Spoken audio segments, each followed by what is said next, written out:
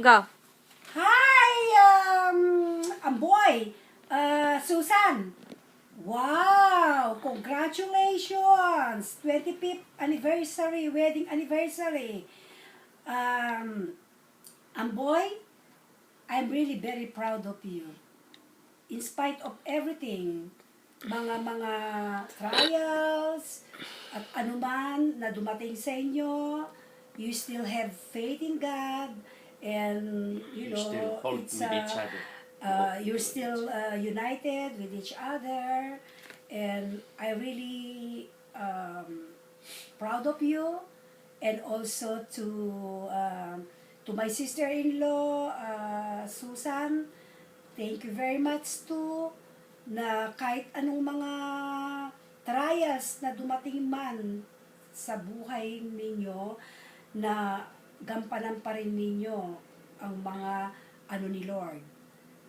And sana pagpatuloy ninyo ang pagiging pagiging ano niyo kay Lord, and dinadasal namin kayo. You're always included in our prayers sa pagsasamahan ninyong mag-aanak at mag-asawa. And you know, I'm just only telling you a story about what happened to nanay and tatay Matagal yan. when they when my mom passed away. I did not even know that there is like a soulmate. You know, all the sacraments, Susan, my mom and my dad received those things. I know that they are already united, two of them, and they are in the paradise of Jesus Christ, you know. And this is just only my consolation na I achieved my goal for my parents. Sana naman, Krisha and your two brothers, you know, you always pray hard. You never know the day and the hour, and hopefully, and we are praying that you will be also guided by Lord, and everything, you know, to love your parents, especially your parents are getting older, and you always take care of them. We love you, and this is just only a short what do you call this one? This is just only a short reminder, and regarding children. Children, always love your parents, respect your parents, and always pray for them. We love you all. Here is your Tito Manny. Ay, Susan Amboy, congratulations again. Masasabi ko lang, salamat kay Lord na kahit anumang trials na dumaan sa inyong buhay, mag-asawa, ay naging matibay pa rin kayo sa isa't isa. At naging matibay kayo sa inyong mga panalangin kay Lord. Nagabayan niya kayo, gabayan niyo ang buong pamilya niyo.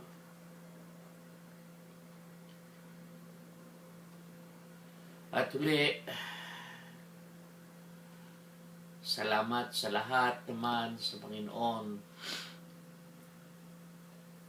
na yung pagsasama ay napakaganda. At alam ba ninyo, meron akong pinagkatago-tago.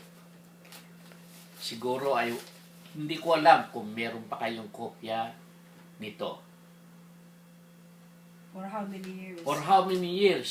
That was 1989 nung kayo ikasal, January 8, 1989. Nasa sa akin pa rin ito. Ang dyaryo na nagsasabi a social wedding. Kinunan at nalathala ito sa isang dyaryo. Aywan ko kung alam ninyo to, pero nang makita ko ito, pinagkatago-tago ko. Hindi ko na nga alam. I didn't even know this one na tinago pala ng kuya mo. See? Ako lang siguro ang meron nito. At ito ay ririgalo ko sa inyong dalawa.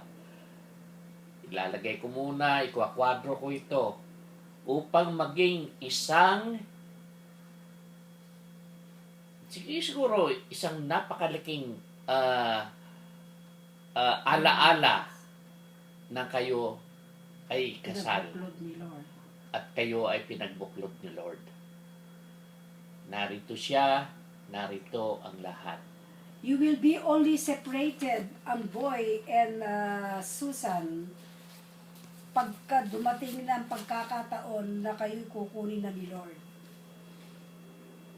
Kagaya ng mga magulang ko. You know, they are really soulmates. And you know, kayo rin magiging soulmate. Kami rin ng tito mo, ng kuya mo, we wish na magiging soulmate din kami. Soulmate na tayo, di ba? No, you never know the trials. Okay.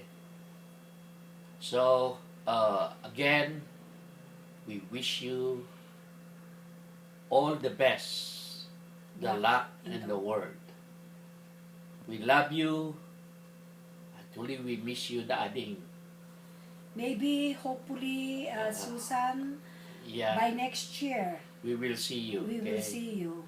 And congratulations also for my inaanak na nakaano na siya ng chef. And I've heard that he will be coming soon here.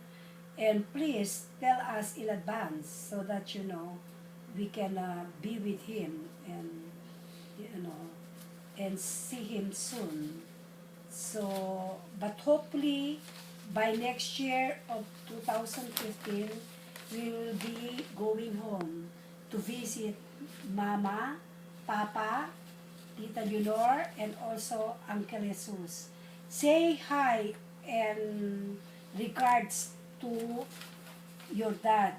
Hi, Uncle Jesus! Kumusta na po kayo? This is Grace. Happy New Year!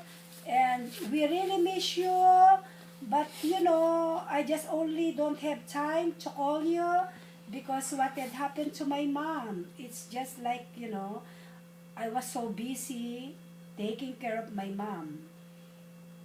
Bye-bye! Bye-bye. We love you. Take care, Take okay? care. Take care, Jola.